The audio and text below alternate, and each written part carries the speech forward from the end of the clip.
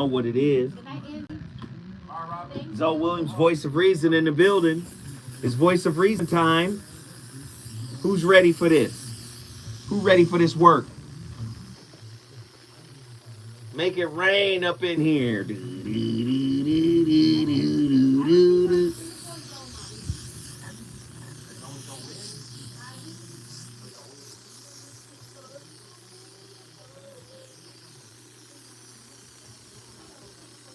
Oh, you thought the spray was over?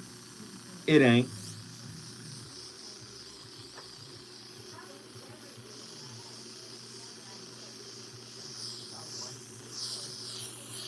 Boy, it smell like all day in here.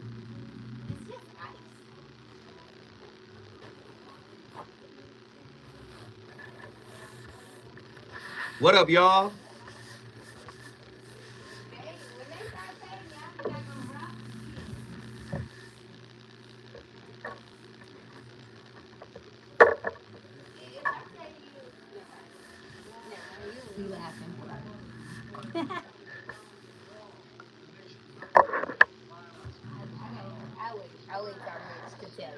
Remember, in our conscience, the nation's conscience, when Mrs. Till insisted What? an open casket for her murdered and maimed 14-year-old son, she said, "Let the people see what I've seen." The reason the world saw what she saw was because of another hero in this story, the black press. Jet Magazine, Chicago Defender, and other black radio and newspapers were unflinching and brave in making sure America saw what she saw. Ida B. Wells once said, and I quote, "The way to right wrongs is to turn the light of truth upon the wrongs." It gotta be. See, it's like not. You didn't bring the other smells either. It's just chemical. I left it in the car.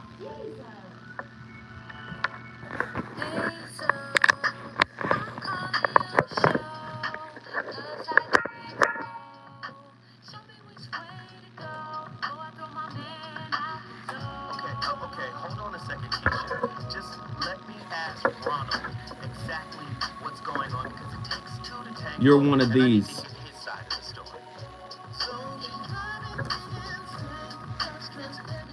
What up?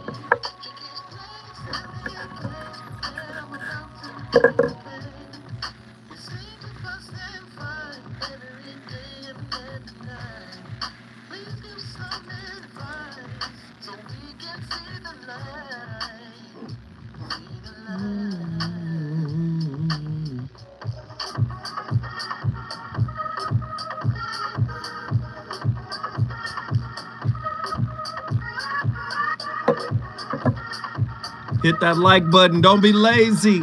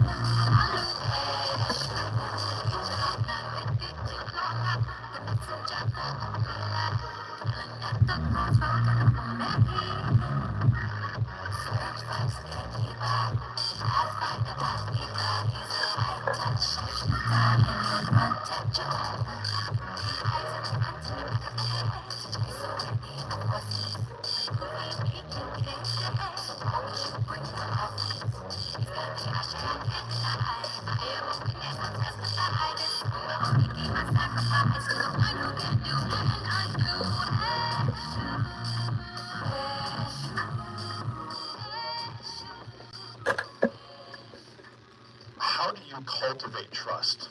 If you're 100% honest with that person, if you are transparent about every action you make in your life, if you're, they have access to whatever they want to see, and you're constantly creating trust, but for whatever reason, they still might be jealous or insecure or not believing you. How does someone get someone to trust them? Or is it not about them at that stage, it's about the other person and their insecurities? Well, it depends very much on the particulars of the situation. So I don't know if there's a generic answer to that.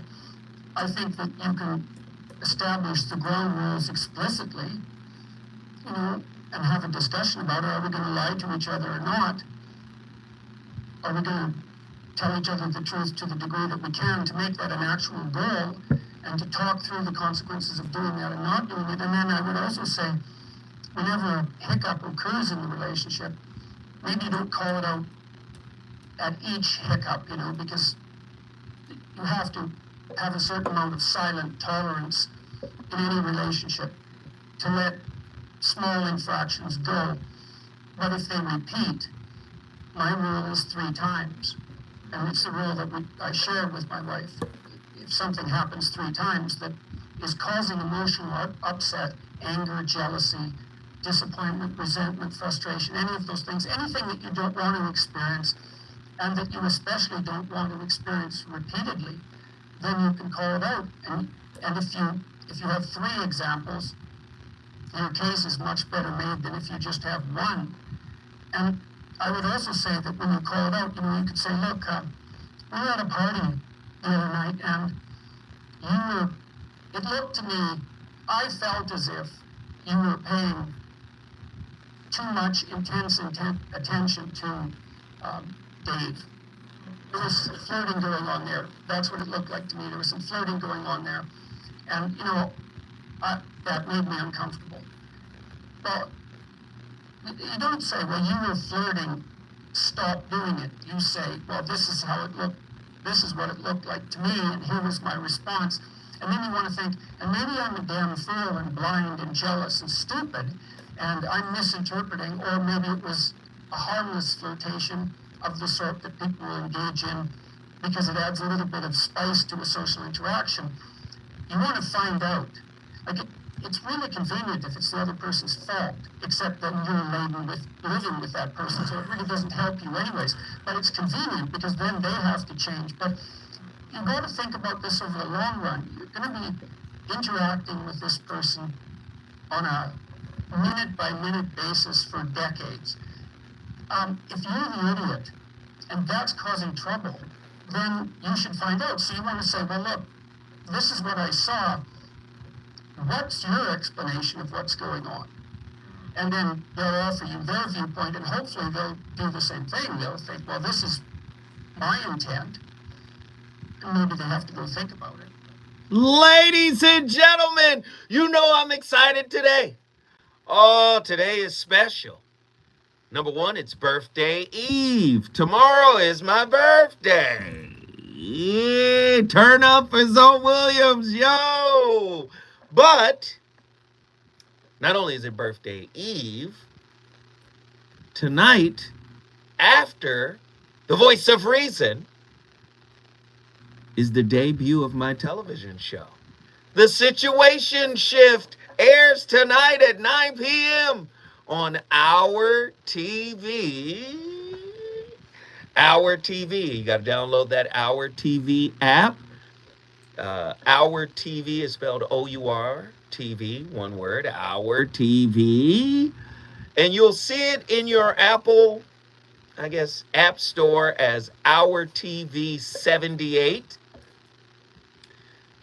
Episode 1 of The Situation Shift. I'm so turked up, man. I'm just excited about it all. And then tomorrow is the birthday. Let's keep it going in the time of Gemini. Let's go. So, I had to do this topic because it was born out of last week's topic. And I really put some thought into this one. Not that I don't put thought into them all, but this one was very, very telling for me in my research. Tonight's topic, to go along with what Jordan Peterson was talking about in our clip, intimate suspicion, a deeper look at how to deal with a paranoid partner. Someone that is always projecting onto you something you might be doing. Paranoid, fearful, intimate suspicion. Almost got you walking on eggshells. What are the effects of a lack of trust in relationship? Is fear and trust opposite sides of the same coin? Somebody in the chat room, Nzinga said, are you in relationship jail? And the warden is a suspicious warden.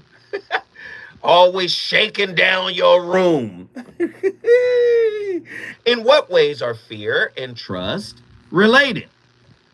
You know I like to ask questions. 1-800-920-1580. You already know. This is an open dialogue where we do not tolerate blaming the other gender. You know, I don't sit with that well, right? Oh, the women, and because the women, and then the welfare in the 60s. No, we not. Well, the brothers, and they weak, and they stupid, and they ain't got no job, and they broke. No, we don't do that. This is a non-judgmental, open, intellectual discussion about your partner who is always suspicious of you. Have you ever dealt with somebody that made you feel uncomfortable because they were uncomfortable? Yes or no? Suspicion colors the person's picture of reality and supplies a permanent device for interpreting the other partner's behavior. It colors your reality. 1-800-920-1580. Call me. What is suspicious behavior in a relationship? Now, see, this is going to slide down a slippery slope. The suspicious person needs to know everything about you. What you doing, where you going, how you spend your alone time. You don't have no privacy or space in a relationship with a suspicious partner. Now, this is not to let certain partners off the hook. Some people do stuff to make their partner suspicious. We understand that. But I'm not talking about that. I'm talking about a person who may have been through a lot of things, and their suspicion, right, colors how they perceive you, how they show up in the relationship. 1-800-920-1580. Agree or disagree? There is an element of faith. Oh, no, I know y'all don't want to hear this. I know you don't want to hear this. But do you think I care? I do not.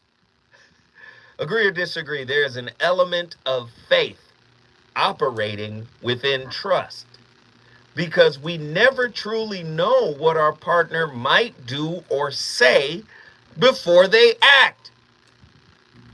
So instead of fear being the other side or the opposite side of the coin of trust, could faith be the opposite side of trust? 1-800-920-1580. Get to your phone lines. This is an open discussion. I want to hear what you need to say about this. Please share your experiences. 1-800-920-1580. Join the discussion. True or false? Trust builds slowly as we learn about our partner and they become predictable to us. Predictability is important because having an idea of what will happen makes us feel in control of our lives. Wait a minute. Are you now saying the opposite side of the coin of trust is predictability? I know you don't want to use that word, ladies. I know what word y'all want to use. You guys like consistency. I'm going to need consistency. I want consistency. People are growing and changing all the time. I'm going to be consistently growing. I'm going to be consistently changing. You better reintroduce yourself to me in the morning. When we come forward, the voice of reason shall open up the phone lines. I want to hear from you. I want to hear your story. 1-800-920-1580. We got a lot to talk about. The reasons that we're here, the reasons that we fear, our feelings will disappear. You're listening to the voice of Everybody hit that like button. Yo, I see they trying to shadow ban me tonight.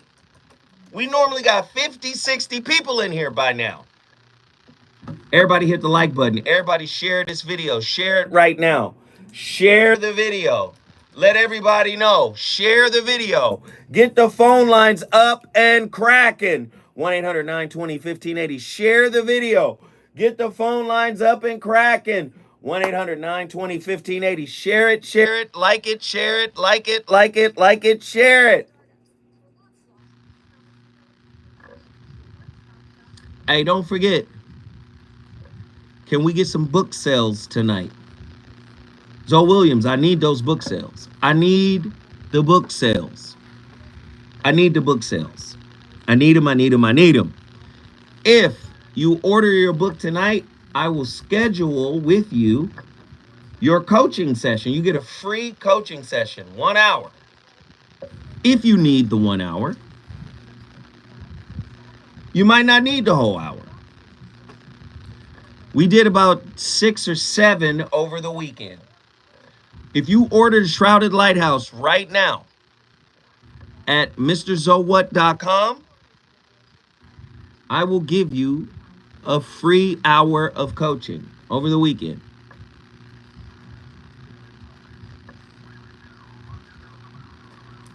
Attila Phillips, Cooper Aura Collective, Ari Love, that's you.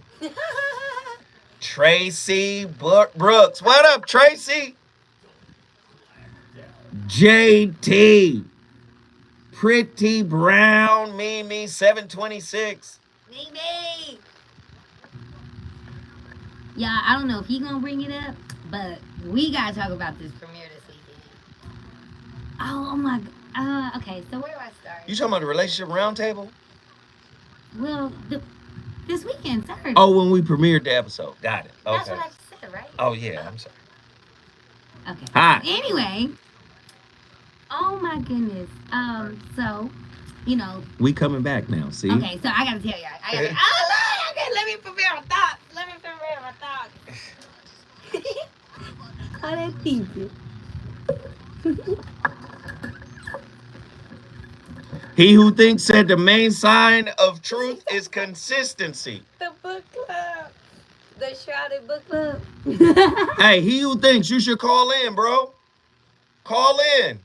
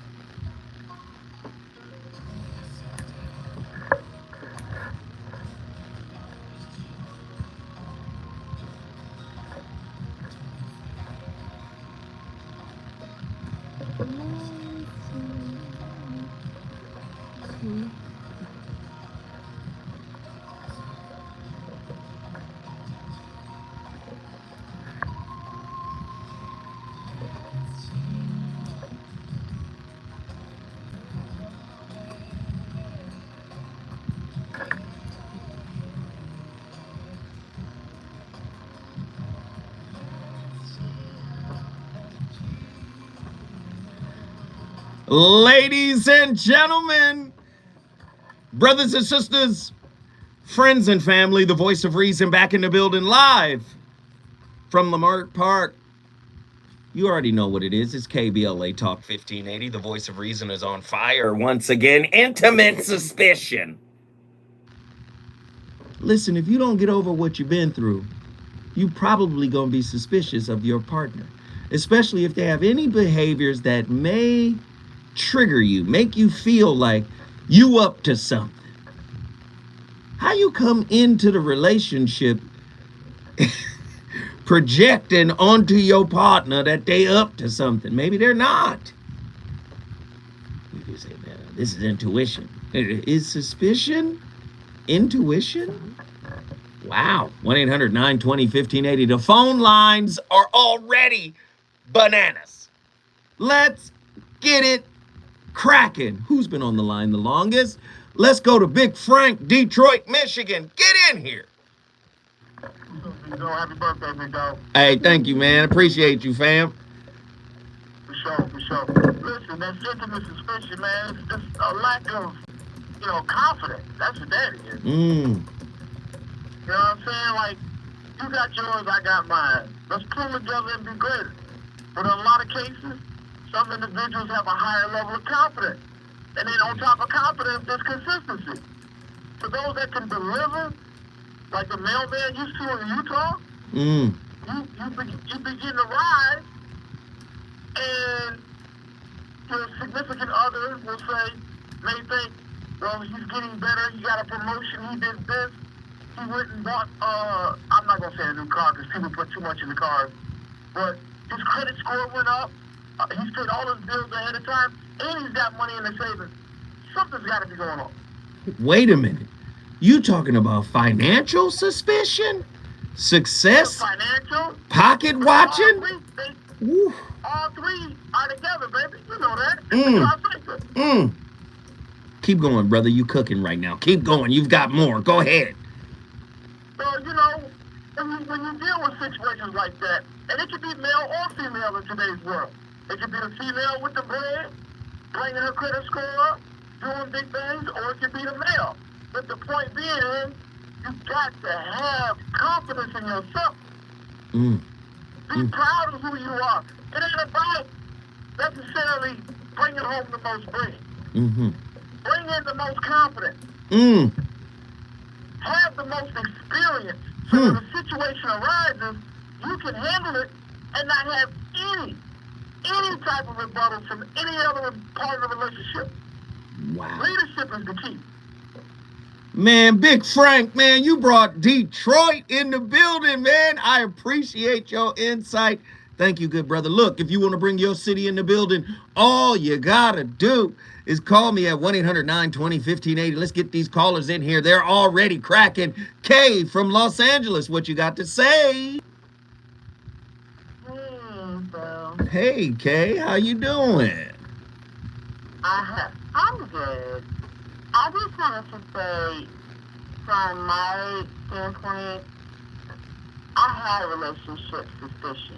And the way, I was right. Okay, because we know women are relationship detectives. They've got superpowers, one being intuition. Right. Yeah, so I'm not gonna put any of that down, but I will say that a lot of times y'all be wrong because y'all be leaning on your insecurity over your intuition. Am I incorrect? Well, I can't speak for everybody. I can only speak for myself. You trying to act like you don't have no friends that use their insecurity over their intuition. Don't play with me tonight, Kay. I see where you're driving the track, but I gotta take the hill. Because in my case, my particular case, I had the intuition first. Okay. And then I got the confirmation. So I'm calling you to say, yeah, you might have some suspicion and some suspicious people out there that are, on the wrong page. But don't go against your gut. Because sometimes when you get to the bubble, you'll see it pop. Ooh, okay, you better speak on it. You better tell the truth and shame the devil tonight. I love it. Kay said, when you see the bubble, it's been a pop now. That part. But Kay, can we listen? Come on, Kay. We got to drill down on this.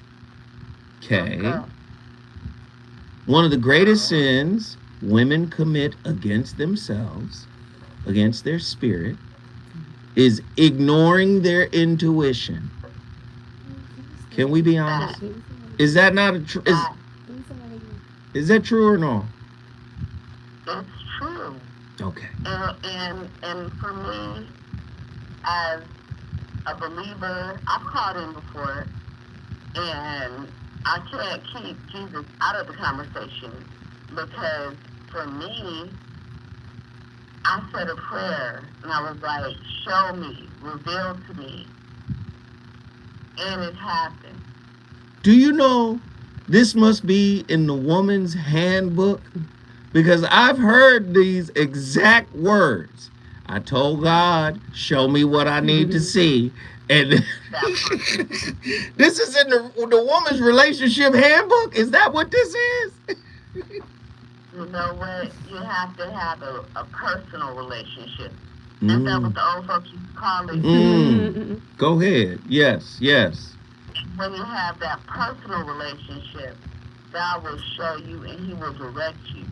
So, going back to my original point, though, you're not always wrong.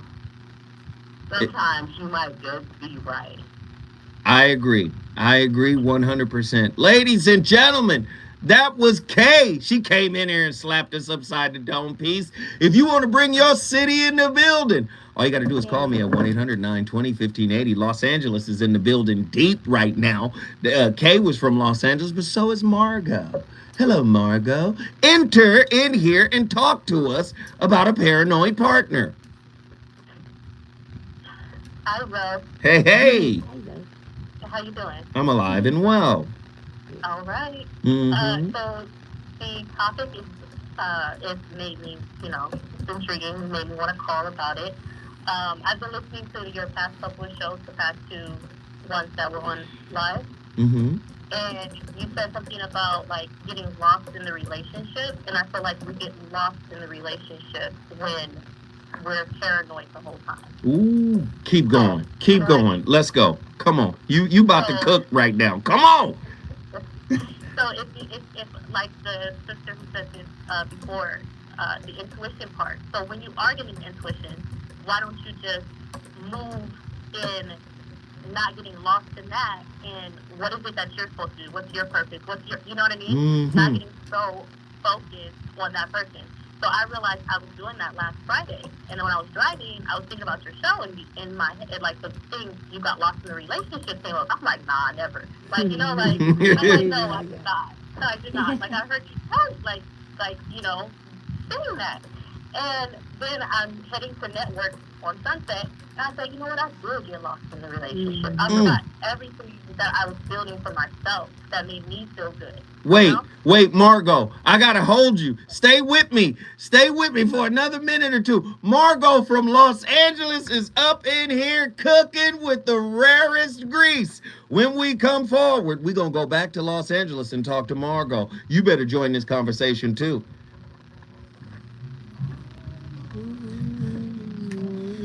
And then, hey, get these phone lines bussin'. Get on the phone lines. Get on the lines. Get on the lines. Get on the lines. Let's go.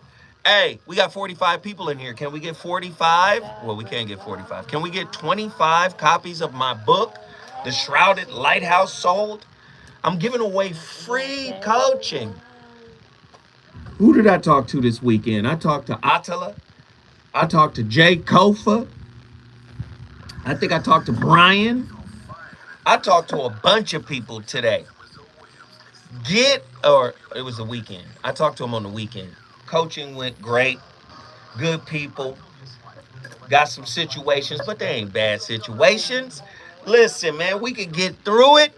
If you want free coaching with Zoe Williams, all you got to do is go to MrZoeWhat.com and order my book, The Shrouded Lighthouse. I'm only doing this for the next 500 copies. All right? Huh? A who? An hour of coaching? You bought a book? Of course you can have an hour. What? Everybody who buys a book. I need an hour, y'all. I need an hour. I didn't think he was gonna give me an hour, man. I didn't think he was. I thought, damn, that's a blessing. Anybody who gets the book gets an hour. Oh, that's a blessing. And that's if you need an hour. Some people don't need an hour. Some people tell me they stuff, boom, boom, boom, boom, boom, boom, boom. I'll be like, oh, okay, this is where we going. Cool. And then it's 30 minutes. Okay, good. But either way, it's free if you get the book. LOL, I need a lifetime, all right? No, you don't, girl. You one of mine, girl. You smart than a shit. You need a good 12 minutes. I love you, Attila. I need an hour. Oh, yeah. I'm excited. So you got an hour. Everybody get an hour. Ooh, he Oprah over here, girl. You get a car. You get a car. She was only handing out the car. Now here's the only thing though. You can't be like, I'll tell you when I'm available. Friday, Saturday, Sunday. You can't then send me an email and say, are you free on the weekdays? No, I'm not. Oh yeah, you get to work now. You get to work.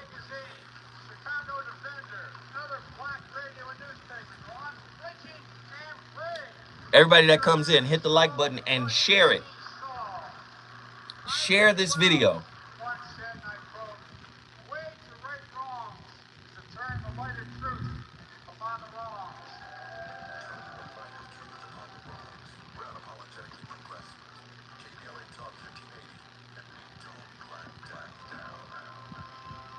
Attila, thank you. Thank you. Happy birthday, Eve.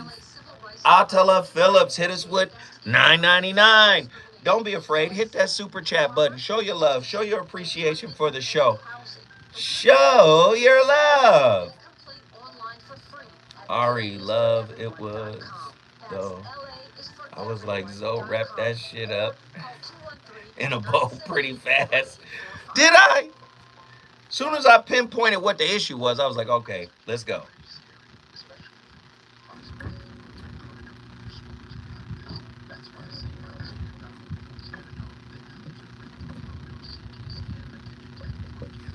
What up, y'all? What up, y'all? Twos and Fuse, hit the super chat and/or cash app. Zoe, $ Zoe what netter. Let's go. Let's get it popping. 500 copies of the book, 500 hours of free coaching. Yeah, that's what it is. That's what it is. Ghetto Gourmet, that's what it is. That's the value that I'm giving away. And Lord knows, I need that 150 stacks. But I'm giving it away. Read Ghetto Gourmet's last post. Fentanyl is killing you. It's a powerful opioid, often made illegal, commonly mixed with illicit drugs. It can even be pressed into counterfeit pills that resemble... Read it. Look at that. Just 2 milligrams, about the size of a few grapes. Identity withheld. What up? Yeah. Yes. Wow. That's what it is. Oh, Tommy wow. Hooks. What up? Good game as always. Thanks for what you do. Thank you, Tommy Hooks, for supporting. Don't forget the Shrouded Lighthouse, the TV show, the Situation Shift. The Situation Shift is tonight. All right, y'all. So we had the premiere at the Cigar Lounge, right? And so let me show you. He never sits to a maze. So he is so humble. He lets everyone speak. And at the end of it, he lets us know how disappointed he is in our responses. But let me show you how he brings it back. You know, Zoe, we're used to him being a little confrontational, a little with the shits, to say the least. A little tactless with how he talks, but he's a communicator. When I told you he ain't just all by our heart chakras, like our heartstrings, and he spoke with so much love and integrity and grace. I'm still marinating on it. It was so beautiful. I've never seen that side of 30 Zoe. seconds. It was so beautiful. Yeah, girl, baby, I didn't know. I just had to let y'all know that because I was there. I didn't know I didn't know he had that restraint in him. Don't be rushing her.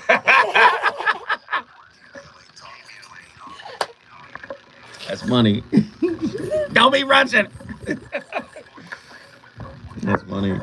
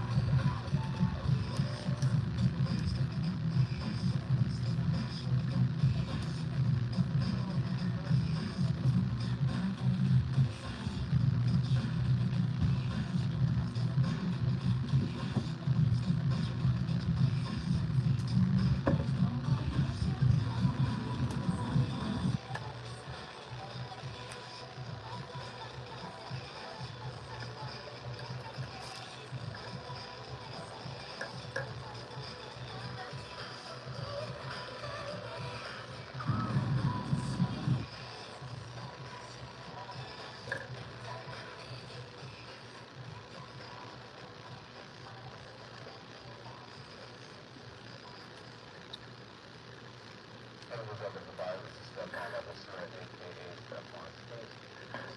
life and relationship coach, here to provide you with relationship advice, dating advice, marriage advice, life advice, all kinds of help and guidance and insight to help you experience better in your life.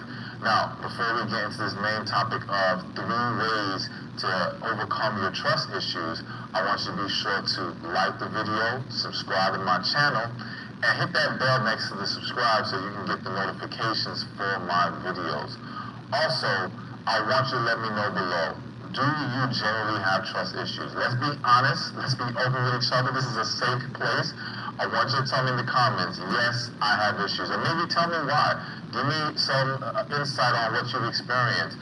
But give me some feedback. I want to hear from you guys. Do you feel like you have trust issues? Do you feel like you struggle with trusting people? And if you don't, let me know, and let me know maybe why you don't. Because maybe in explaining why you don't, you can help someone else see how they can overcome and be better in their life in regards to this specific issue. Let's get started with 3 ways to overcome trust issues, all right? So, number 1, you need to heal from your past first. Listen, if you follow me, if you watch my videos, and you know I'm all about healing, and it's extremely important. And the reality is that having trust issues is a manifestation of a lack of healing in your life. As I mentioned, I understand you've been through some things. I understand people have hurt you. But unfortunately, you've internalized that hurt. You've held onto it, and you haven't properly resolved it. So now, that creates a high level of skepticism for anyone in your life, or for people who seem similar to the people who have betrayed you in your past, or who have hurt you in your past. So taking time to focus on the healing process and flushing all of that negative energy, hurt, and pain out of your system is going to be extremely important in getting on a better path and no longer walking around with all this negative perceptions, negative mindset, negative energy that you've been holding on to. Now, in order to heal, I have my special book for you, Finding Love After Heartbreak. You need to check this out. It lays out the specific steps to healing. It's what I've been giving my coaching clients for years. Man, that was Steven Speaks. Is it Steven Speaks or Stefan Speaks? Stefan. Oh, you mean Urkel's alter ego? Stefan Speaks. Okay, cool. He was cooking. I love it. He was cooking. A lot of people are hurt from a past situation. They haven't reconciled that past situation, and they bring the suspicion that was born out of that situation into their current situation. And you heard me read a little clip earlier that talked about how suspicion colors your perception. It colors your perception of how things really are. I noticed Sister called in, Kay, and said something very, very profound. Sometimes I be right. That's what she said. Sometimes I be right. Yes. Sometimes everybody right. But let me just explain. Do you know how much clearer you can see when you're tapped into your intuition versus your insecurity? That suspicion is born out of insecurity. Something that hasn't been dealt with, something that isn't healed, as the brother Stefan Speaks said. We have Margot on the line from Los Angeles, California. We want to bring her back in here. Margot, it feels like you're about to start cooking. Let's go. Yeah, so that was a long pose. That's just the time of the clock. We had to take that long break. We came forward, though. Now I know how you feel.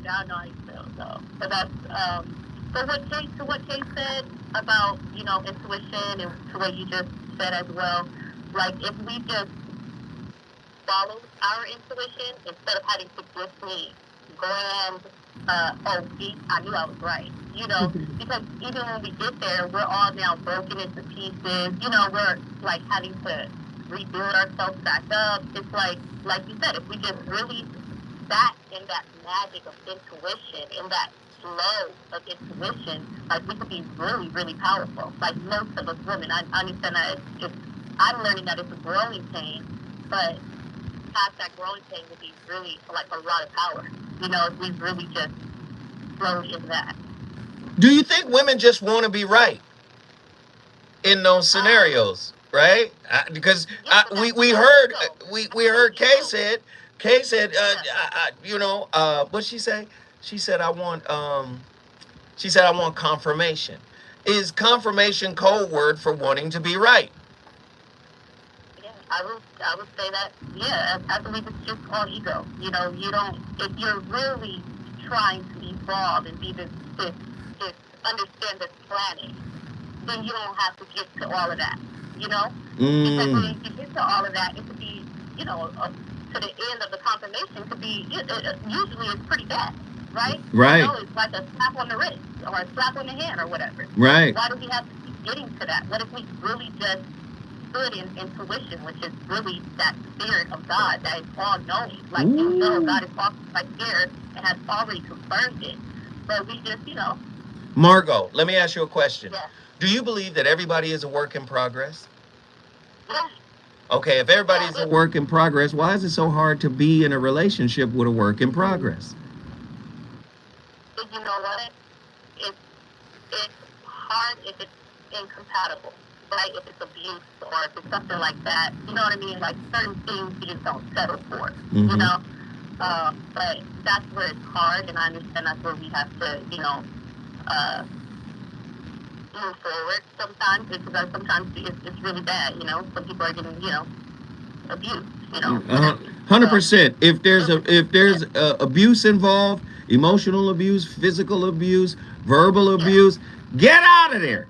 But I find, and maybe check me, Margot. I don't know. Check me. I need to be checked. I need to be reined in, Margot. I believe people don't want to be in a relationship with a work in progress. What are your thoughts on that? I think people want a complete person while they get to be broken.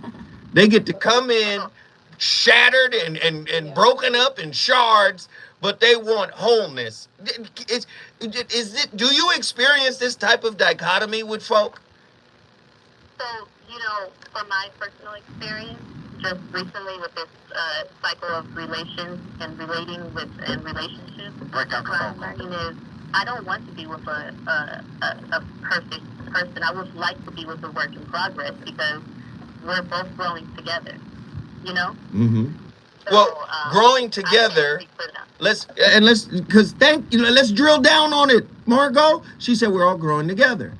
I would only add, I wouldn't say we're growing together. I would say we're growing at the same time, yet at different rates.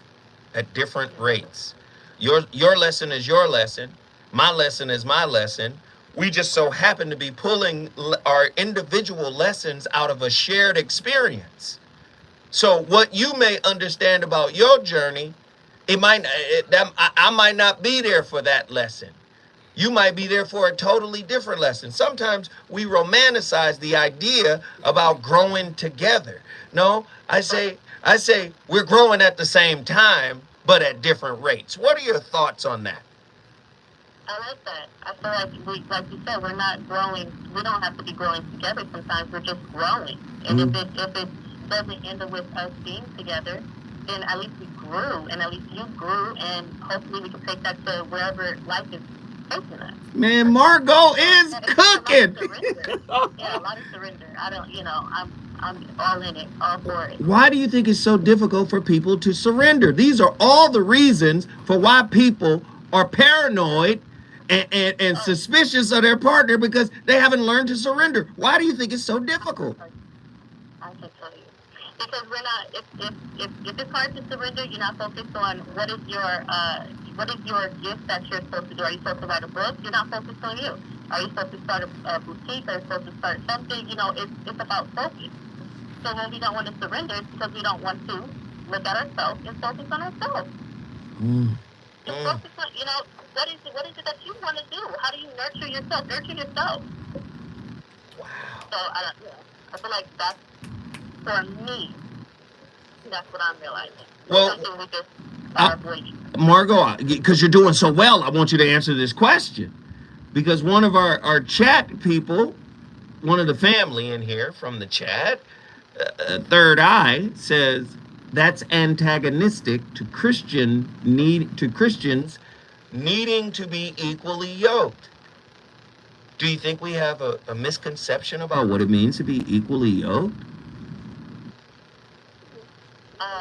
Is she saying like how in what I don't understand the question.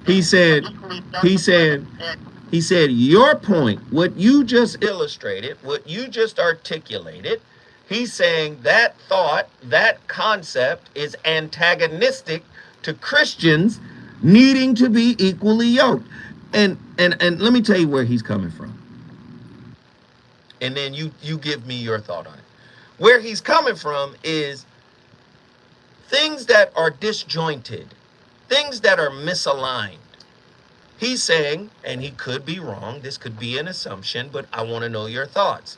He's saying from a Christian perspective, that is tantamount to not being equally yoked. There's a disconnect. We are misaligned. This ain't the right situation.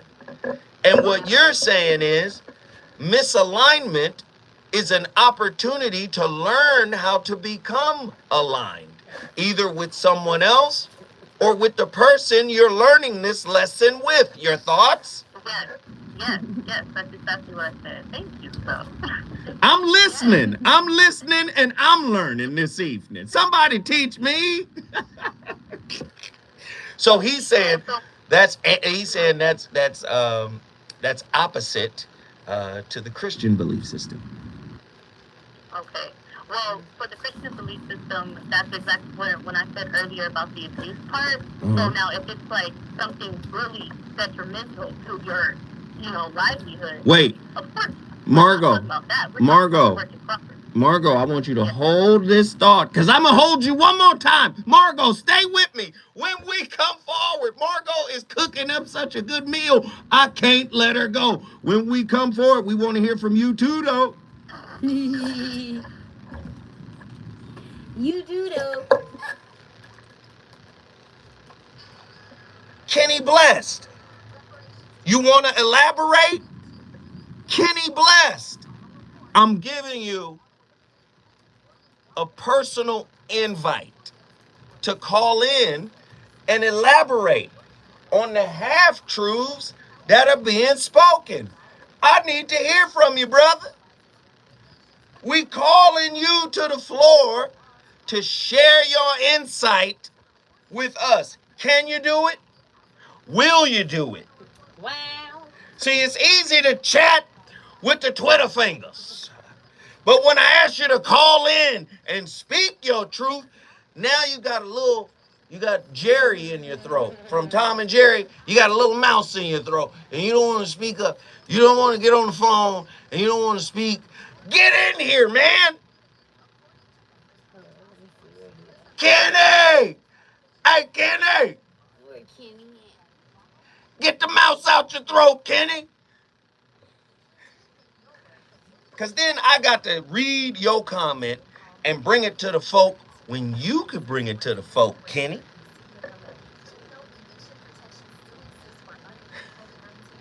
I got my baby girl next to me sleeping, bro. Put that baby in the bassinet.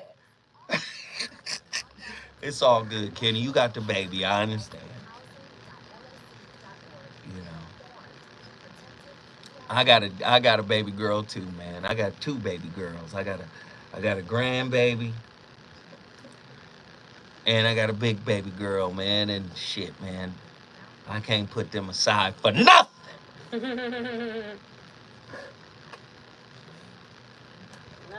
Nothing.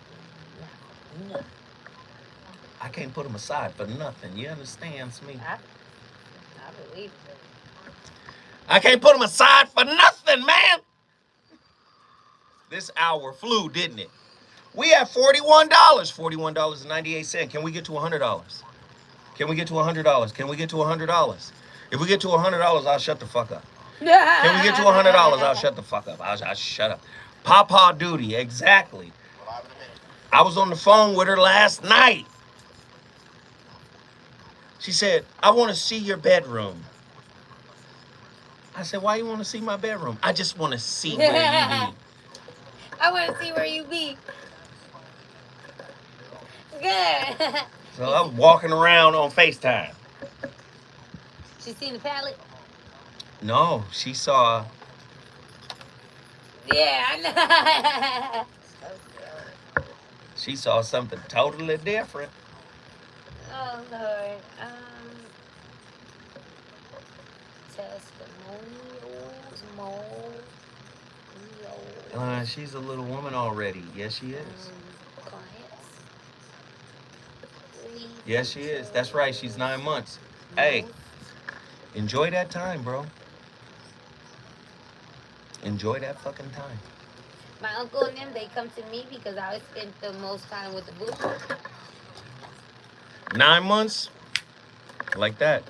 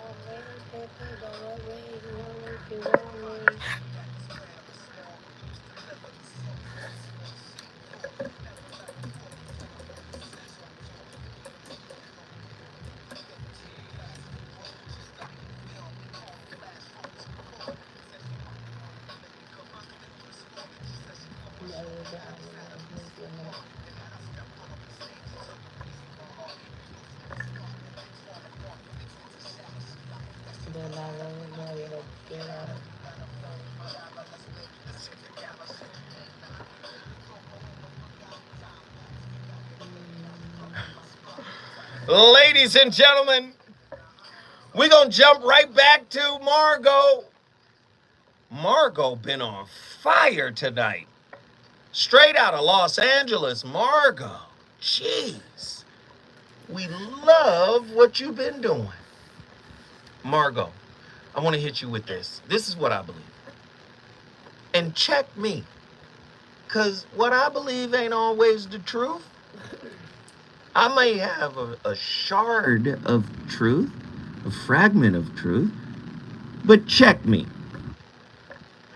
I believe most people in relationships, their ideation of trust is fear-based. It's you know, because they're pining for trust, and trust is a deal breaker. And if I can't trust you, right? I believe most people haven't healed from whatever they've been through, and the type of trust they cultivate is more fear-based than it is acceptance-based, than it is understanding-based. Because when you look at the dictionary or the definition of trust, what is it saying? It's about vulnerability. It's about opening up. It's about sharing. And I think a lot of people struggle with that. Thus, they create like a mutant form of trust that is really laced with feartanol instead of fentanyl. Feartanol. Talk to me, Margot. Yeah, because we can't just be honest and be, honest about our feelings, our love for other people, our attraction to other people, all that, we can't just be honest. I think that's a big part of it. That's big. Like, we can't just be honest. People just can't be honest. I love it. Let me just say this, Margot. You made my night with your insight. We appreciate you. You know, you're more than welcome to call in here anytime you feel like chiming in, okay? Okay, thank you. Ladies and gentlemen, Margot from Los Angeles. If you want to bring your city in the building, all you got to do is call me at 1-800-920-1580. This is a non-judgmental discussion. Your opinion, your voice, your experience matters. Up next, you already know, one of my favorites is in the building.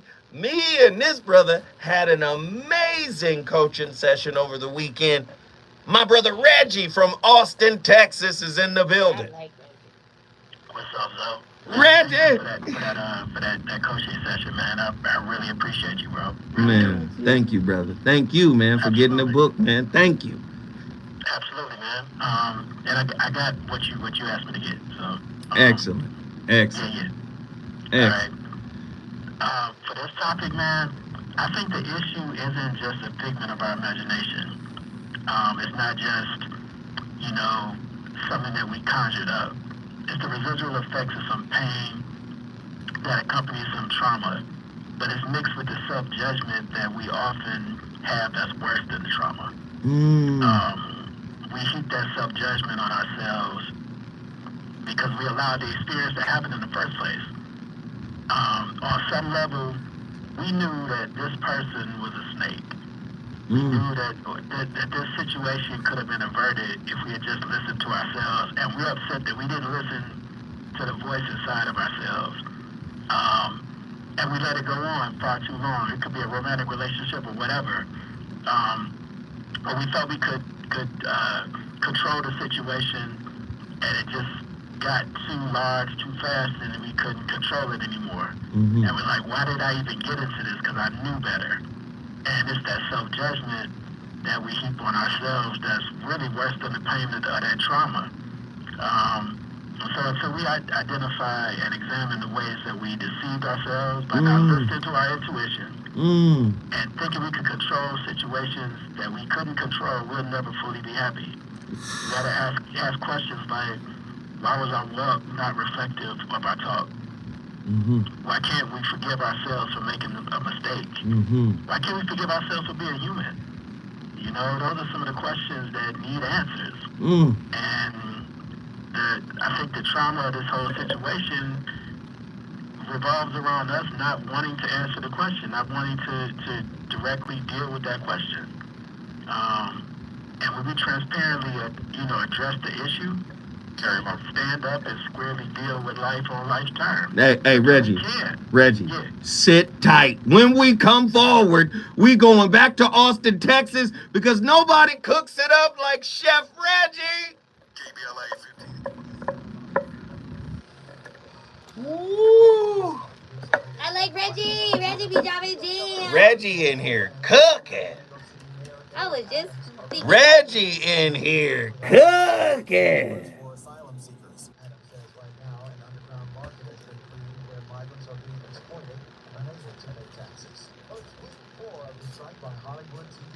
What up, what up, what up, what up? Everybody hit that like button. Everybody hit that like button. Let's share it. Let's share it. Let's share it. Come on. What do you think about these numbers? What numbers? What's this for, coaching? My read. Oh.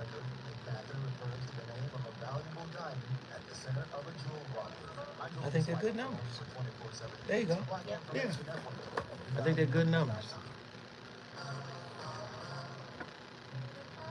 Reggie cooks with avocado oil. Reggie be cooking, baby. Where the rest of the phone calls? That's what I'm interested in. Where everybody else at? You know how hard it is. Well, it's actually not hard. Maybe it's the Aquarius in my chart, but when I go in with a fresh. Now I go in thinking with a fresh perspective, but I gotta realize I show up with baggage. So I be thinking but that's on him to walk me through that. I'm not that bad, but I need somebody who has patience. So yeah, communication and being honest. That's fair. That's fair. Reggie! Yo, chat room, where y'all at? Ghetto Gourmet, get in here, man. Ghetto Gourmezy, get in here. Angela, we think a lot alike. I like her. Yeah, I'm not perfect. And then people put me on pedestals because of my looks, and then they realize, oh, she human. I told you, motherfucker. I think so. Hey, Ghetto Gourmet, I think so. Thank you, Ghetto Gourmet, for putting the numbers on the board. That's crazy.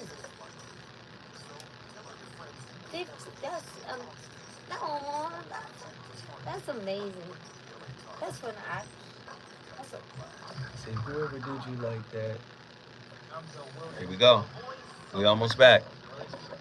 Ghetto Gourmet dropped the numbers on us. Like, I don't know if y'all know how much this man giving away. What are your bedroom turnoffs, fantasies, and fetishes? Financial infidelity. We're at 4697. Trust me, this is gonna be crazy. This is a different curse being beautiful out there. We be having to do a lot of emotional healing too. Daddy's maybe. You got feelings? Pre-birthday cash mob. Happy.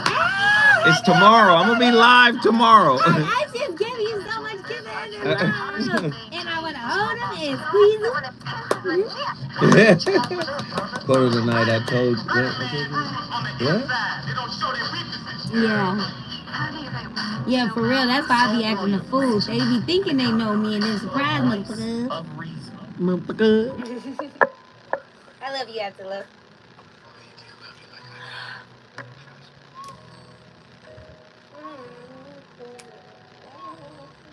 What? You know how many baths I ran today? Elmira, that's so.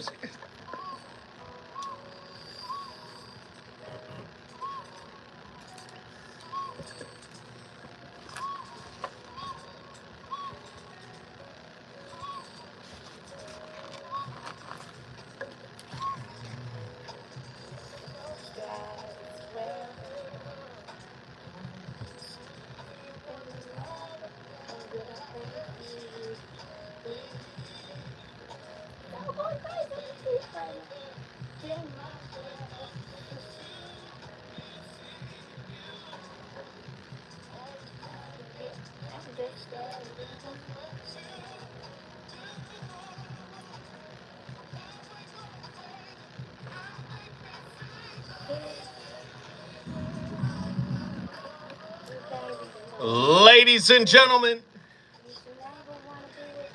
you already know what it is. It's the VOR, the voice of reason. You already know I'm on fire tonight. Absolutely turned up. Tonight's topic, intimate suspicion. A deeper look at how to deal with a paranoid partner. Maybe you ain't did nothing. Maybe you ain't did nothing. But they paranoid anyway. Let's get Reggie back in here because Reggie was in the middle of a bonfire. Reggie, get back in here and finish your thoughts, good brother.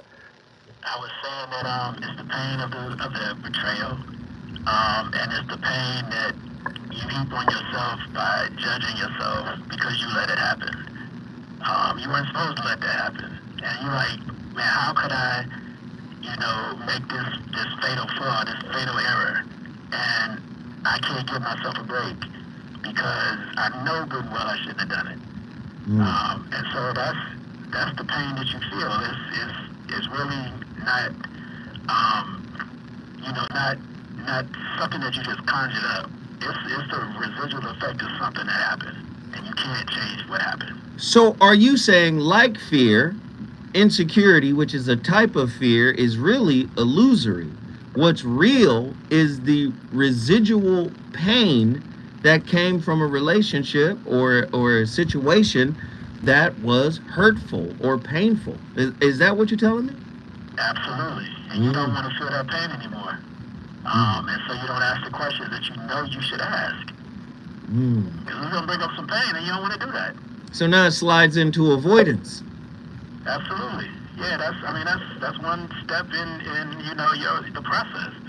Eventually you need to ask yourself the question, and it's just a matter of how long you're gonna try to evade this until you bite the bullet and ask that question. Wow. Reggie from Austin, Texas, never ceases to surprise me. Brother, I appreciate the insight. I appreciate the wisdom. Thank you so much, good brother. I appreciate it. If you want to bring your city in the building, all you got to do is call me at 1-800-920-1580. My homeboy just joined the fray. You know him. You already know what's about to happen. We gonna call. It's Heru Ali, Mount Heru Ali. This brother finna cook us up real quick. What's up, Heru? Welcome to Southern Nations. Silent Soul, Andy, the guy Travis Smiley, Arabia, and Chat family. Listen, I just was thinking, bro, first of all, happy early birthday. Thank you, sir. King. Thank you, brother. Thank you. King, I hope you're doing well. Thank you. And everybody in the family. Mm-hmm. Listen, in my mind, one if not the number one cause of inconsistency is discontent in relationships. Ooh. Now, this is discontent while in relationship because far too many, well, I'll speak my own self in the past, the fire off a long time ago. I lost my first amendment right to speak the truth of how I feel because I was supposed to be counting your feelings and I just had to suck it up and suffer. I'm trying to do that again. You know what I mean? Not never in a relationship. You know what I'm saying? Just feel like we can't tell. I submit, get over it. Listen. I need to validate this is how I'm feeling. Whether you can get down with it or not, I just gotta get it out. So I don't at least resent you. You know what I'm saying? So you got to get it out. Whatever. You gotta get it out. But people take this and they'll not take offense because a lot of times we're telling the truth in a relationship. It's not about not being enough. Not at all. But I mean, I have some natural desires. You have some natural desires, and guess what? We need to just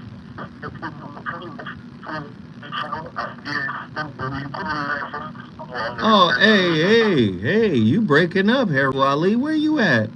Normally we got a good strong signal from you. Normally, brother, where you at? Check one. You on speakerphone, Bluetooth? Nah, he ain't on speakerphone. This sound like T-Mobile. I got T-Mobile. Listen, I'm only left to your T-Mobile, but I got T-Mobile too. Can you hear me well? We got you now. Come on. Okay, yeah, listen, one of the quotes that I heard from you first, whatever the thinking is the approval group. So, most people that I observed said when they get at that, Lord, give me a sign, and give me a sign. You don't confirmation bias. You want something to be wrong. You know what I'm saying? It's in your projection and insecurity. So, listen, you can get a good look at a steak, stick your head up folding, rear end, but you're going to have to go through some feces. Peace and love to the family. I love you. Thank you, Harold Ali. We appreciate it. We knew he was going to take us on a ride. We just didn't know it was going to be the phone ride. Let me just say this. Fear and trust are related in that they both involve a level of vulnerability and uncertainty. When we fear something or someone, we are often uncertain about the outcome and feel vulnerable to harm or danger. On the other hand, when we trust someone or something, we are also vulnerable to the possibility of being let down or betrayed. Both fear and trust require us to take a risk and put our faith in something or someone, whether it be a person, a situation, or a belief. Ultimately, the level of trust we have in something or someone can either elevate or can either alleviate or exacerbate our fears. This is why I keep saying, for the level of consciousness that we are at as a society, it's going to lean towards the exacerbation of our pre-existing fears. You know why? Because most people do not look at relationships as a source, a wellspring that could actually lead us to healing. Right? What do I always say? When you go into a relationship, you're going in looking for the person to show up in a certain kind of way that benefits you. You don't go in there looking for yourself to see how the situation may cause you to show up. Maybe in an adverse way, maybe in an avoidant way, maybe in a combative way. So at some point, you got to start walking into the relationship classroom. Can you imagine a classroom? Let's close our eyes and imagine this this vision. The classroom, the desk, the floor, the ceilings, the walls, everything, the chalkboard, everything is made up of mirrors. And there's nowhere in this classroom, the teacher is a mirror, right? There's nowhere in this classroom you can look and not see your reflection.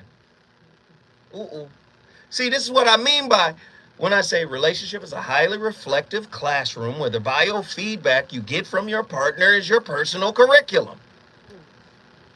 So now, you're in this mirror classroom and you're expecting the environment to react to you, to show up for you. But really, because it's a reflective space, as soon as you walk in, you've shown up. And you take your eyes off yourself because you think, oh, well, I know me. No, you got to go in there and say, let me observe me in this environment. Most people are not looking at themselves when they're in a relationship. They're looking at, how do I get my fear to be quiet while dealing with this person? If I can feed my fear some of what it wants, if I can feed my uncertainty some of what it wants, if I can feed my anxiety some of what it wants, its hunger pains will, they will cease. And then I get to enjoy. No, you need to understand you're being reflected back to you. So, somebody is avoidant, detached. Remember, we talked about this before. Your wounds are dating their wounds. They're compatible. That's how y'all got together in the first place. You thought because she had dimples, both in her cheek and on the small of her back. See, you thought it was her dimple game. No, no, sir. Her wounds mirror and match yours. And at some point, you know what's going to happen? You know what's going to happen? Those wounds are going to get irritated. And when they do, that's when you start watching, how do I show up? How am I showing up in the relationship? Are my fears taking the leadership role? This is what makes you suspicious of your partner. How many times, let's just be honest, 1-800-920-1580, 1-800-920-1580, get to your phone lines, I want to talk to you. How many times have you suspected your partner of doing something that you have done yourself in this relationship that was immoral, that wasn't right? And because you think you got away with it, the fear of them doing it and getting away with it is now a motivating factor for you to be suspicious of them. I want to know. 1-800-920-1580. When we come forward, the voice of reason, going back to the phone lines, and of course, breaking this thing all the way down.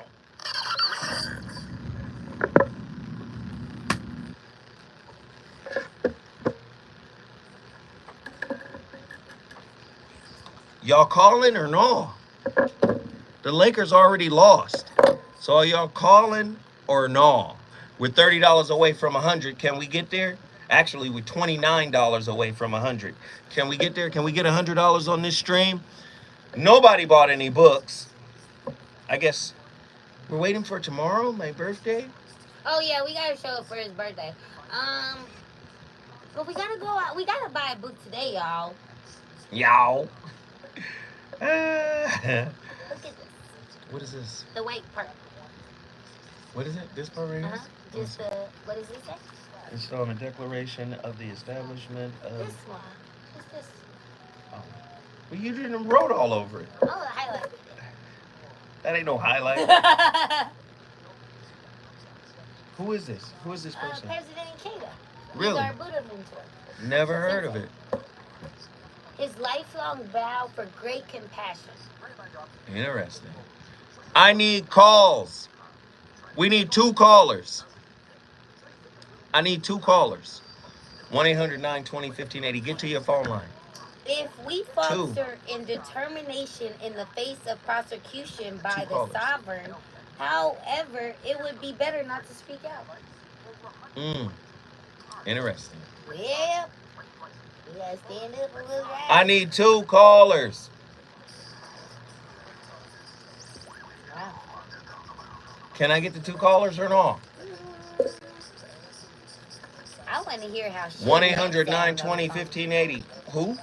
I want to see how Suge Mac sounds. Margot Nicole, you were a great caller. If that's Margot.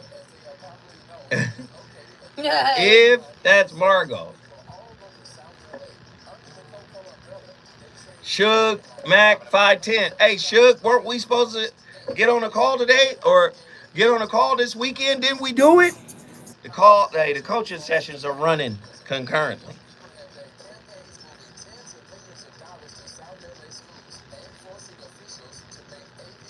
I don't think so. No birthday cakes. I don't. Last time I bought him something sweet, he said he wasn't gonna eat it, personal reasons. So I don't know. Remember I bought them cupcakes? Huh? Remember I bought them sweet pumpkin cupcakes and you said you weren't gonna eat them because your wife started the original recipe, so you couldn't eat the. I don't have a wife. You talking the about my? wife. I mean. You talking about my kids, mama? Yeah, I'm talking about the cupcakes though. Oh, yeah. The cupcakes. Yes. I'm like, what in the hell is going on? This girl just be talking.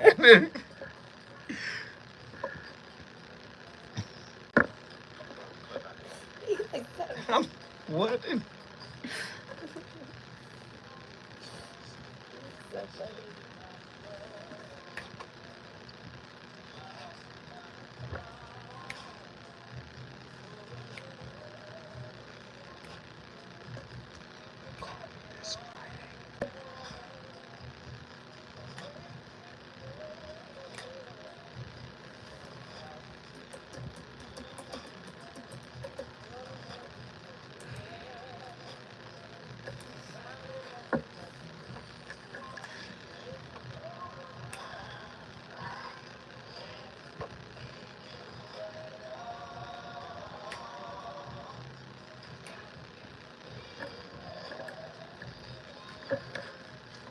Ladies.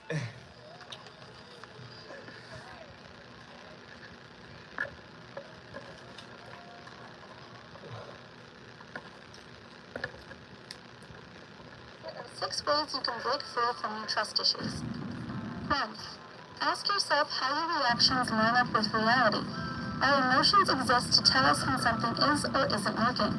But sometimes they can get the best of us and distract us from problem solving when we're being rash, angry, or defensive. As a result, the thoughts we have may not always be an honest perception of what is happening. Self-evaluation is key. It's important to recognize when you're quick to close yourself up from someone because you're expecting the worst, even if it hasn't happened. 2. Learn to be non-defensive when you communicate. People like consistency. Even if a life situation is toxic, we may be hesitant to embrace change because familiarity is more important to us. That's why old habits are hard to break. This includes our communication patterns.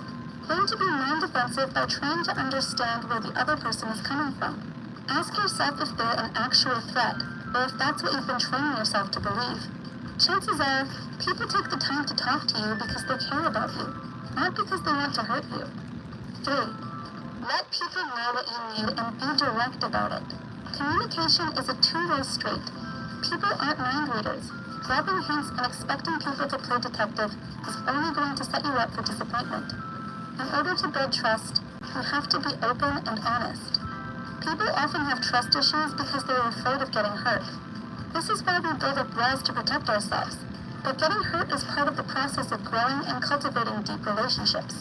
Trust issues are developed when too much focus is concentrated on the pain, but not enough on overcoming the pain. 4.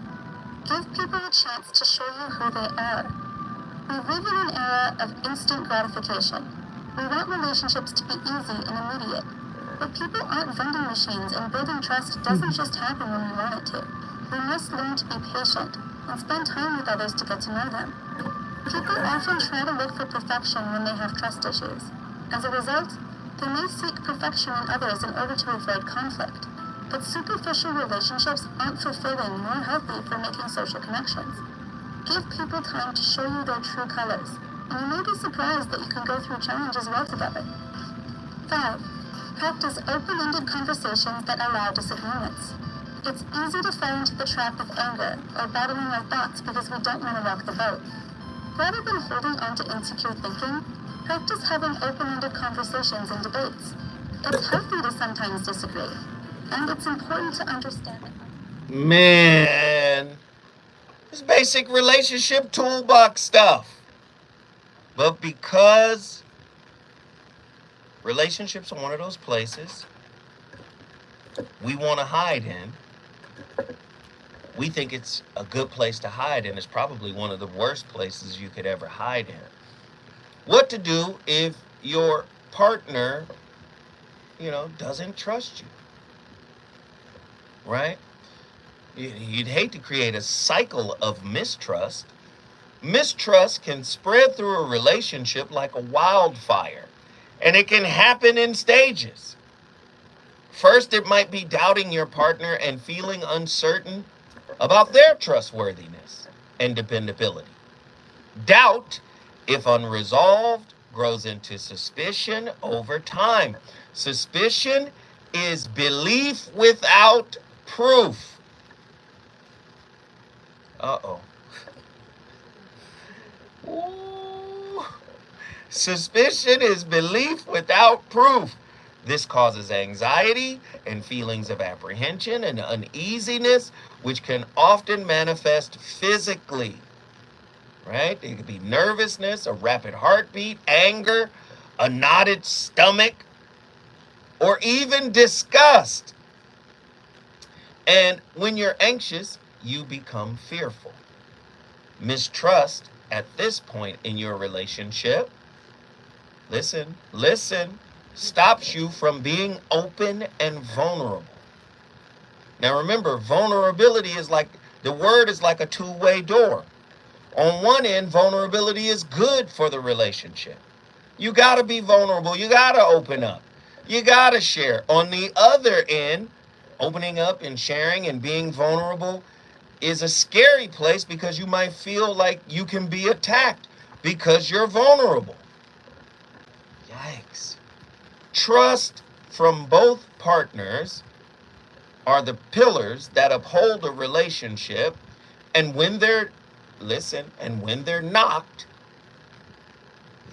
trust can, be lost. Now, let me just say this. The way this is written, we have to recontextualize it. Acceptance has to replace the word trust. And I understand what trust means from an etymological standpoint. Circa 1200. Trust. Noun.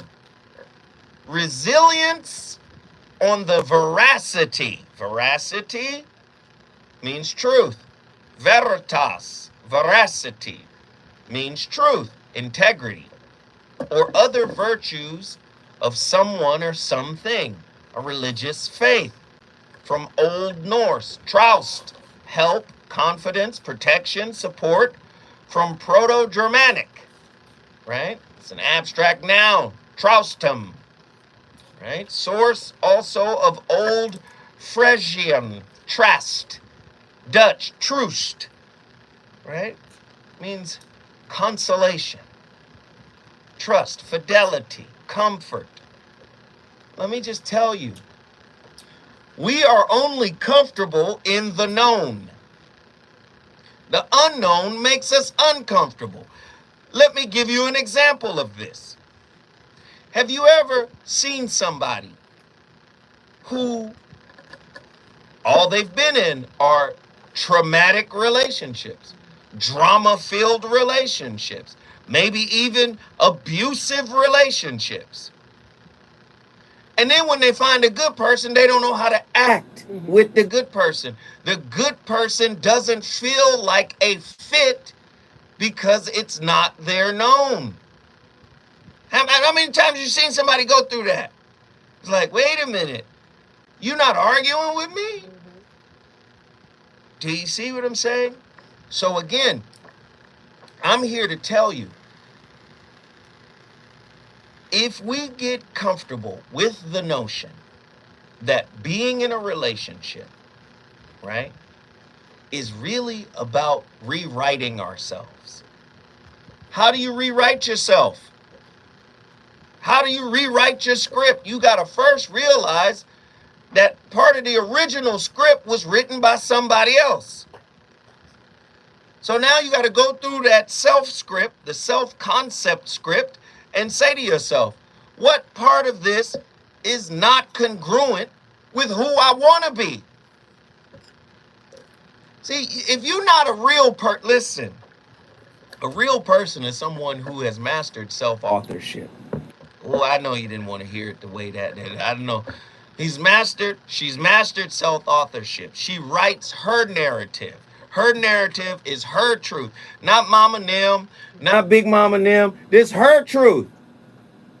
If you go into a relationship with a script that was written by a work in progress who handed you the baton to proofread the script, oh, Lord, you supposed to proofread it. You wasn't supposed to live by it. I handed it off to you to finish the manuscript. When I come forward, I'm going to tell you more about why you so suspicious of your partner. We got a lot to talk about.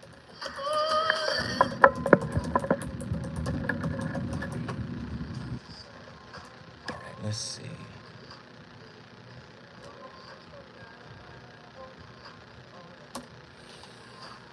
Lord, I didn't realize that. I need y'all to call in. What are we doing? We not calling in today? Wait, we don't have no callers? We haven't had callers for like 10 minutes. Oh, no. We not calling in? Mimi, can you call in? Attila, can you call in? Those two. Izzy, I know you busy. No, I want to know why y'all ain't calling in.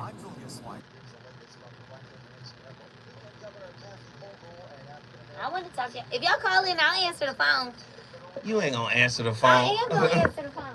Andy in there running the phone. And Andy's salty than a motherfucker because the Lakers lost. Oh, that's right. Oh, y'all. Mimi, I want to speak to you, Attila. I want to talk to you. And then if y'all happen to go on the air, I'll just slide y'all that way. Wait, Mimi, you funny. Arabia called me out. Come I on, love Mimi. it. I'll answer. For your fine ass, I'll answer.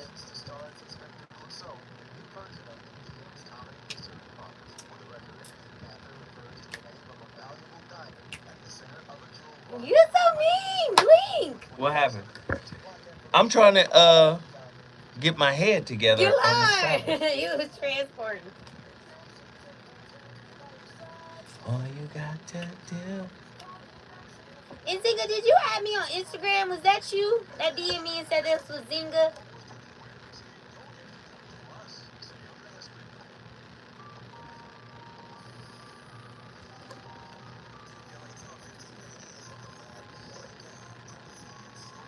Oh, I'm sorry, Reggie. Y'all Lakers need to be meeting on Thursday nights for a family dinner because y'all have no chemistry off that damn court. I'm so sorry. Hopefully it goes to next game. I'm a Celtics fan, so y'all really don't want to hear from me, but maybe y'all can figure it out. Y'all losing too. Who is your team? Lakers. But not this version of Lakers. He's a coach. Okay. But y'all losing, right? 3-0? That's fine. 3-0? Okay. Win, lose, or draw. Y'all, he talking to somebody who came from the St. Louis Rams, so I'm used to losing. You feel me? We ain't lost a game. I don't know. Now y'all got him. Y'all look. I don't know. Hopefully y'all win it. What's the score looking like? Andy, what's the score? It's over. The game is over. LeBron got swept. Oh, they not going? No. They're going home. Oh, I'm so sorry, y'all. I'm sorry. Damn, all that. Arabia, you all over the place. You don't know the game is over? Hell, I know the game over and I'm doing the show. It was on 20 minutes ago. Dang, I feel so bad for y'all. Ooh, let me watch my car when I drive home today. Y'all Laker fans, y'all turn cars over when y'all don't win. Y'all crazy. Let's see. Family dinner. Somebody said, what happened? Joker, that's what happened. Damn, I'm sorry. Cold world. Better luck next time. Damn, y'all was just amped. It's gone like that. So,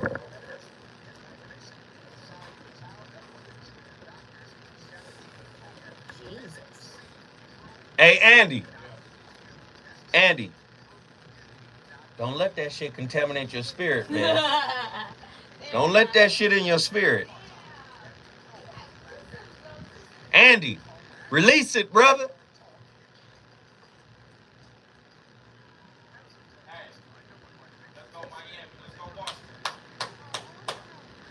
Damn. You rooting for the other side?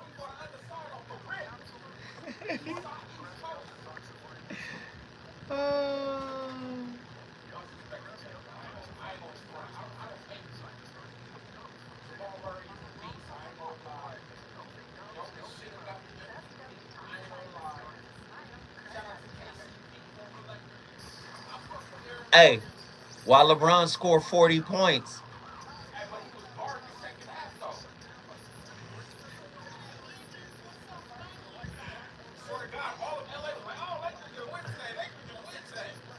well, he ain't got to worry about dropping calls because there ain't no calls.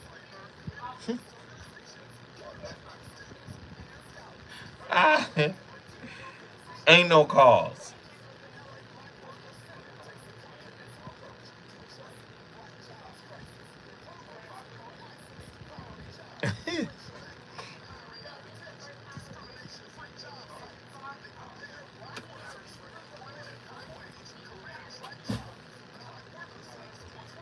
That means the cigar lounge is gonna be empty. But this is a good team that y'all finished off with, right? I can, hey, and there ain't even gonna be nobody there for me to act a fool with. It's gonna be empty. Okay, well, six. Oh.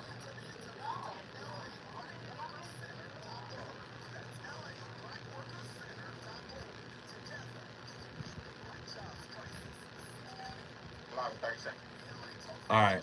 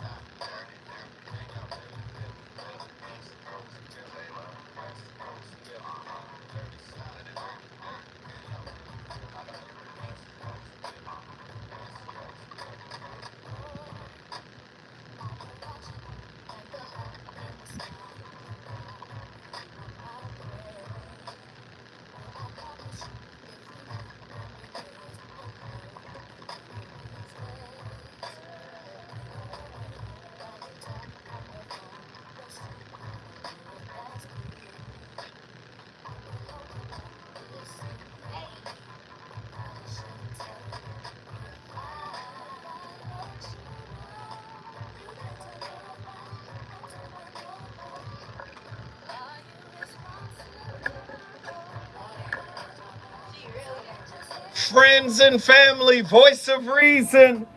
The VOR back in the building.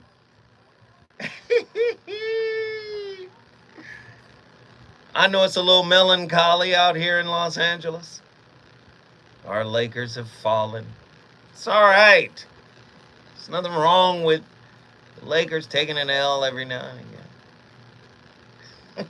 Andy is just beside himself. He's distraught. Let it go, Andy. Andy, it's all right. It's okay, brother. In a couple of years, we'll have some more stars, and maybe even Bronny Jr., can come to the Lakers and do what his father couldn't.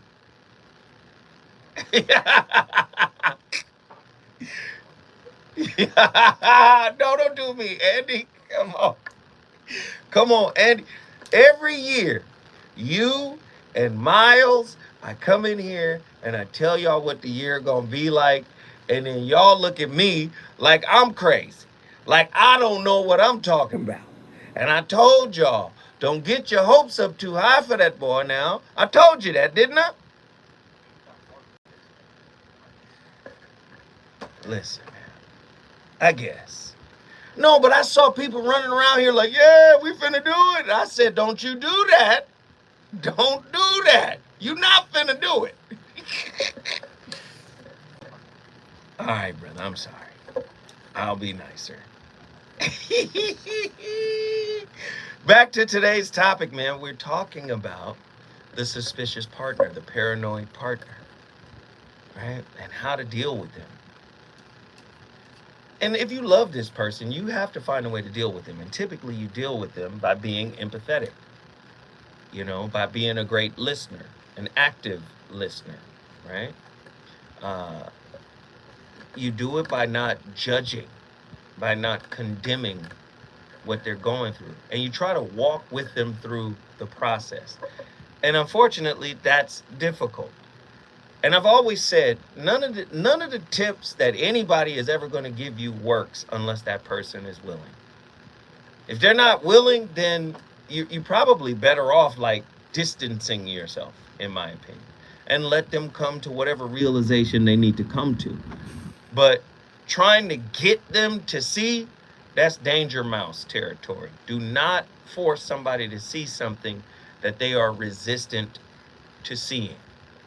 Now, I love Eckhart Tolle too, and he has an amazing book called The Power of Now, a guide to spiritual enlightenment. And when it comes to insecurity, when it comes to,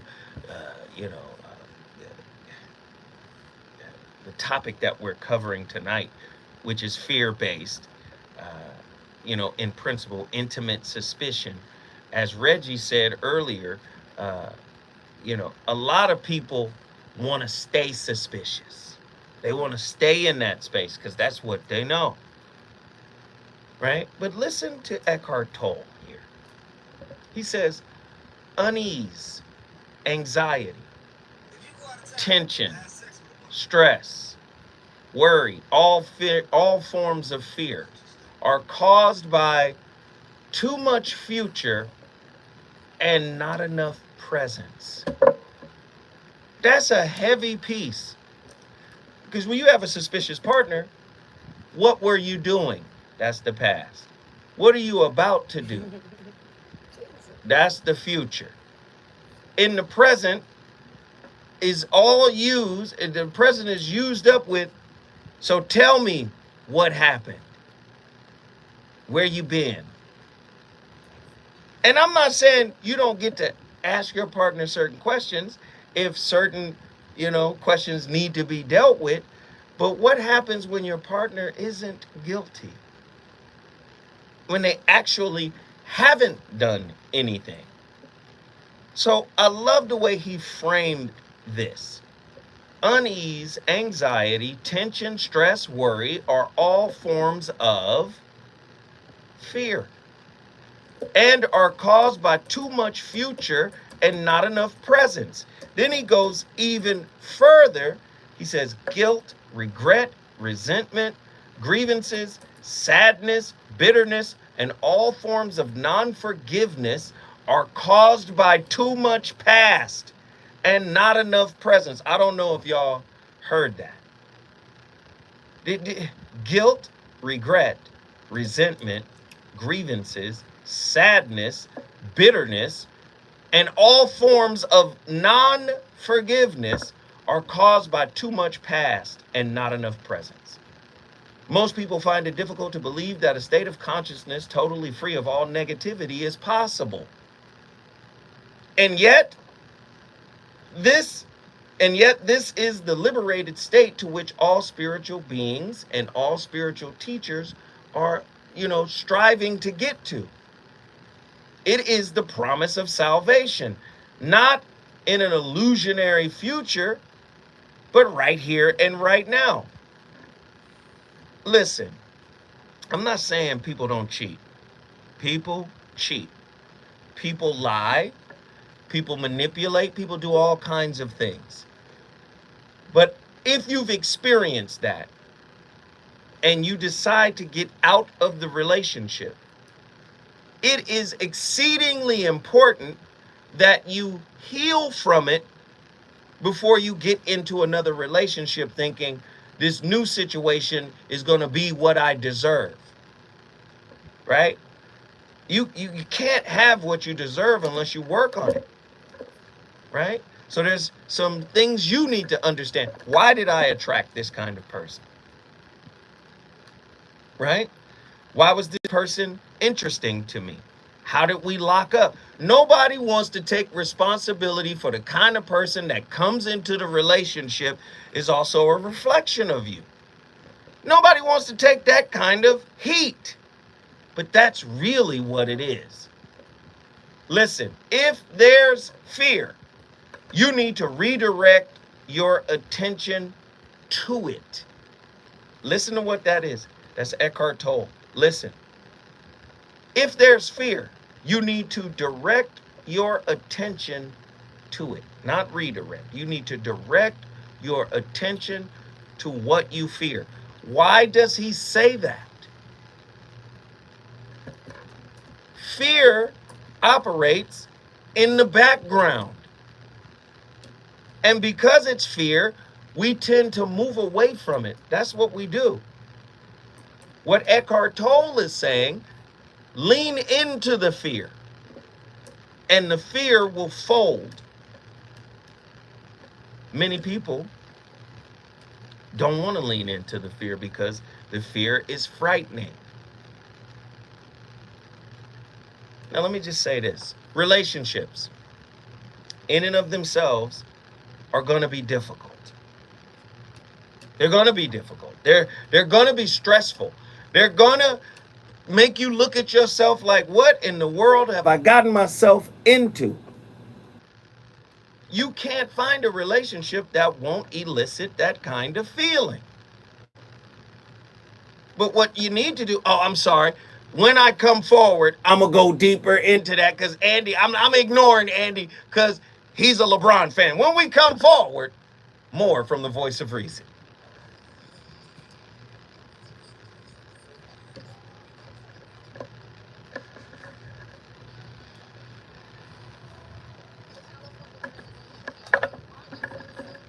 You know what I heard? Huh? You know what I heard? What happened? Depression. Did you hear that depression is fear of the past and anxiety is fear of the future? Yeah, Yeah. I've heard that. Yeah. Yeah. Because anxiety is not real. Yeah. It's more projection into the future. Yeah, it's a real matrix feeling, huh? When you're Yeah. stuck in that chair, like, yeah. Somebody said Andy needs healing and closure right now. The Lakers pulling on his heartstrings. Did Chanel call you back? She said, I told you we're gonna meet June 1st. She gonna Sunday, meet her at the lot. I love it. I love it. Good work. And I say Rakim on $200 Who? for the website. So he's working. Girl, on do it. you know everybody can hear your business? You just be talking. Did I tell you I gave They know. But okay. do y'all hear her? Tell her y'all hear her. Sorry. Before March 31st, 2023. And you have have 5 days to respond to the eviction notice. 5 days. So I said, "Po little tink tink." Exactly. Like, That's why we want you to yep, look, yep. We hear every word she said. She used the break to talk. And then you know what else happened? I'm gonna tell you this weekend. We shot some ducks and it. I'll be happy to see y'all go. He be gone. Somebody said yes, I heard that. You said I had a wife. My girl could be in here listening. Like, Oh no, I didn't mean that. it's too late though. You know the one the cupcakes your wife made. What wife? Oh, you talking about my son and daughter's mom? I'm so sorry. You just be talking. I'm sorry. You know the cupcakes your wife made. No, it is. Remember y'all jumped the broom in slavery times? Africans all around the world. Their mission is to promote the I'm so sorry. What the fuck? Oh Lord, I didn't know. For the record, I've never been married, ladies and gentlemen. For the record, never been married. What in the world? They're the organization behind the African They finna get. Now you talk about suspicion. My girl be like, I'm so sorry, Lord. I'm so sorry, Jesus. She's telling all the wrong business. God. you know the cupcakes? No wonder he looked at me like I didn't even, Lord. Sorry, Pisces. Listen, the cupcake was originally baked by Zoe's wife down at the foundry. That's how I tell stories. She originally made the shit for Fred, cause she was. What the fuck? That's too cute. Sorry. I wonder you looked at me.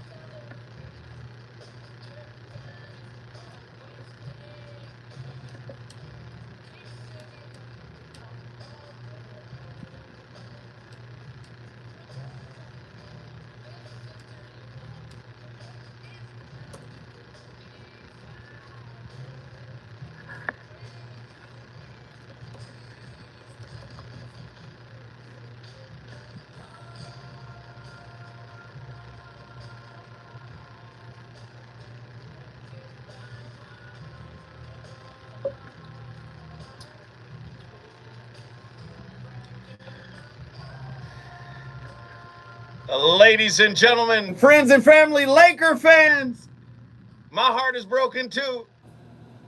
Yeah, the voice of reason to VOR.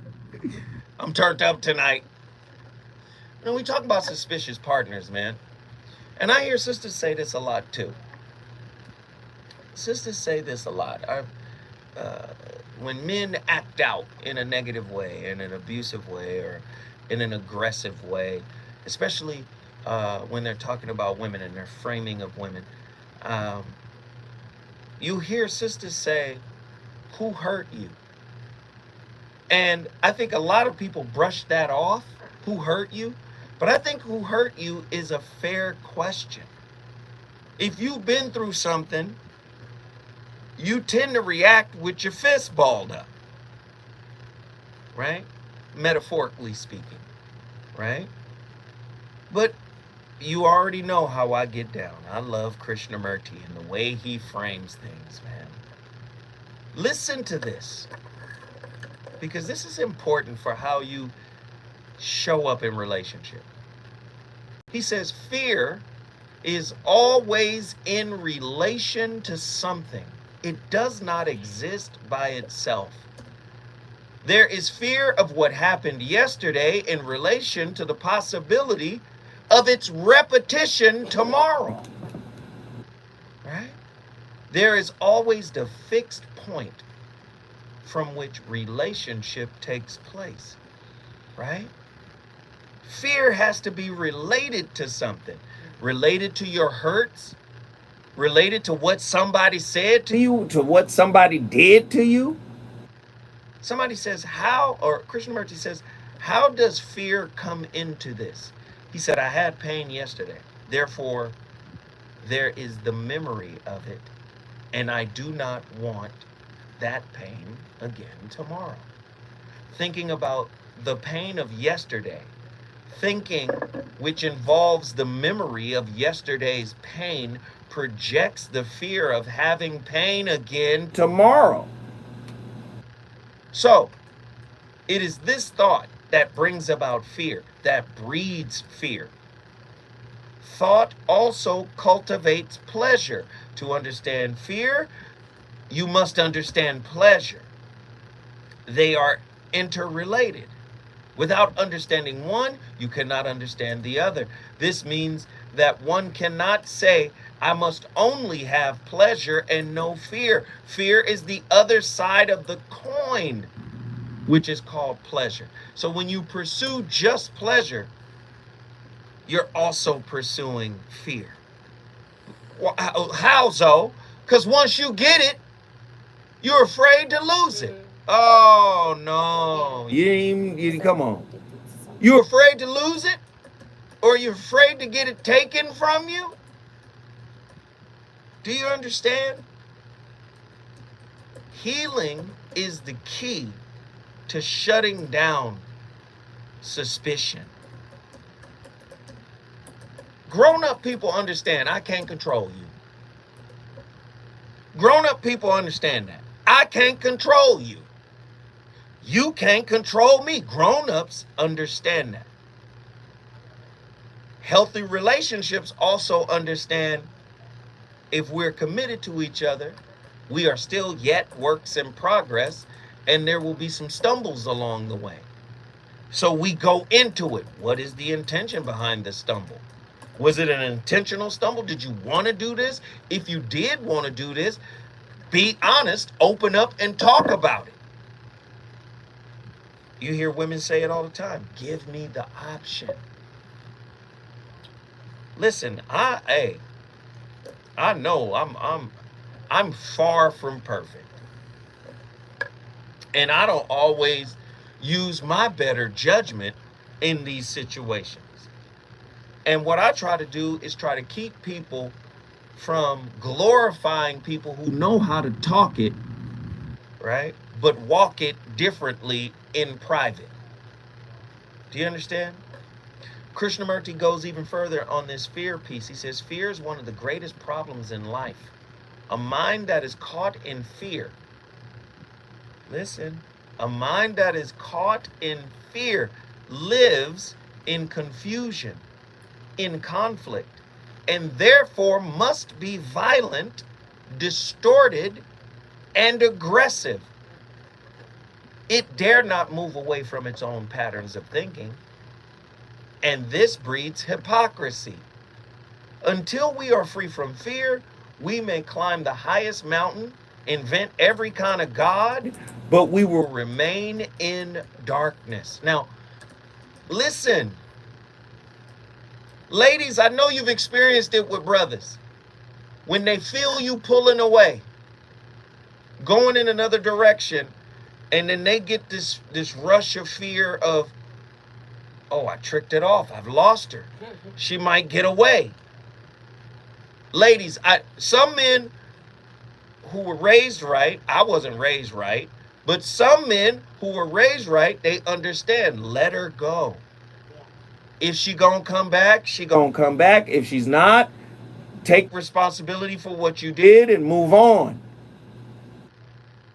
You get some men, just like Krishnamurti explained, violent, aggressive. Where you going? Come back here. Stalking, phone calls. Read it again, Zoe. Fear is one of the greatest problems in life. A mind that is caught in fear lives in confusion, in conflict, and therefore must be violent, distorted, and aggressive. sisters barely can walk down the street. Now, imagine if you're in a relationship with a brother that is insecure, a brother that hasn't healed. These are some of the hurdles that must be dealt with, right? If we're going to have healthy relationships, right? And I know people don't want to hear it. I know people don't want to hear it this way. And I call the brothers out on this all day in America. Brothers, you want a good woman? One who loves you? Man, you got to learn how to be good to yourself. Right? You got to learn how to be honest with yourself. You got to learn how to own what is yours to own. I find it hypocritical that so many brothers is telling women to be accountable. But I asked them, have you ever seen a therapist? No. I don't need no therapist. Have you ever done mindfulness work? Have you ever done any self-work? Have you ever dealt with your feelings about how your father mistreated your mom? Have you ever dealt with that? No. So how do you then turn around and tell your woman she got to be accountable? And that's what's wrong with women. They're not accountable. If you still scared of your wounds, brother, you can't check her on being accountable in the relationship. She's a reflection of your neglect for your own work. I know you don't want to hear it that way tonight, but that's what it is. Ladies and gentlemen, the voice of reason. Listen, I started the conversation. It's up to you to finish it. My brother Danny Morrison, he is on his way up in here, man. He gonna keep the fire lit. Zoe Williams, the voice of reason. Y'all tune in tomorrow. It's birthday time for Zoe tomorrow. Let's get hype.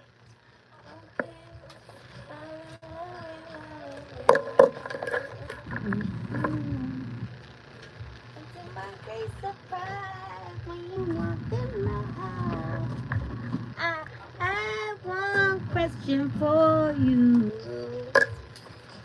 Tell me if you want. Uh-oh, our TV. Oh. Television show airs right now. I'm gonna go check it right now.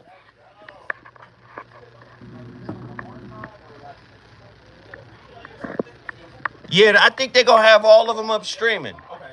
But episode 1 streams now. Yeah. Is it TV show time? It's TV show time. Hey, thank you, brother. Thank you. I feel like we should be pouring something, some champagne or something. Yeah. No, he just loves us and needs us. RTV. Hold on, it's this one. 70. It's this one. 78 RTV 78. Yep. All right, y'all. Holla back, dude.